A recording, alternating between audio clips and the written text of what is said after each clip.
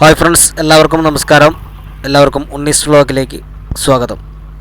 ഇപ്പോൾ നമ്മൾ കണ്ടുകൊണ്ടിരിക്കുന്നത് പാണ്ടിക്കാട് മഹോത്സവം തുടങ്ങുന്നതിന് വേണ്ടിയുള്ള അവസാനഘട്ട മിനുക്കുപണികളാണ്.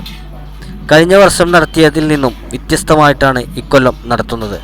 കഴിഞ്ഞ വർഷം പാണ്ടിക്കാട് മഹോത്സവം നടത്തിയിരുന്നത് മേലാറ്റൂർ വണ്ടൂർ ബൈപ്പാസിലായിരുന്നു. എന്നാൽ ഇക്കൊല്ലം പാണ്ടിക്കാട് മഹോത്സവം നടത്തുന്നത് പാണ്ടിക്കാട് നിന്നും 3 കിലോമീറ്റർ മാറി പാണ്ടിക്കാട് മണ്ണാർക്കാട് റൂട്ടിലെ കുറ്റിപ്പുളിയിലാണ്. മുതിർന്നവർക്കും കുട്ടികൾക്കും ആസ്വദിക്കാൻ പറ്റിയ ഒരുപാട് റൈഡുകളും കാഴ്ചകളും വിവിധ ഷോകളും ഇവിടെ നടത്തുന്നുണ്ട്.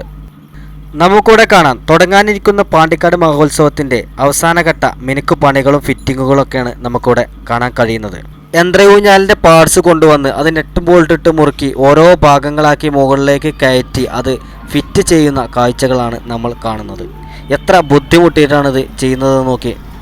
ഈ യന്ത്രയൂഞ്ഞാലിൻ്റെ നടുവിൽ കപ്പി കെട്ടി റോപ്പ് വഴി മോട്ടർ ഉപയോഗിച്ച് വലിച്ചിട്ടാണ് ഈ ഇരുമ്പ് കഷ്ണങ്ങൾ മുകളിലേക്ക് കയറ്റി ഈ ഒരു രൂപത്തിൽ യന്ത്രയൂഞ്ഞാലിൻ്റെ രൂപത്തിലേക്ക് മാറ്റിയെടുക്കുന്നത്. ഇവർ ചെയ്യുന്ന ജോലി കണ്ടാൽ നമുക്ക് അത്ഭുതത്തോടെ മാത്രമേ നോക്കി നിൽക്കാൻ പറ്റുള്ളൂ. എന്തായാലും പാണ്ടിക്കാട് മഹോത്സവം തുടങ്ങാൻ ഇനി കുറച്ച് ദിവസങ്ങൾ മാത്രമേ ബാക്കിയുള്ളൂ.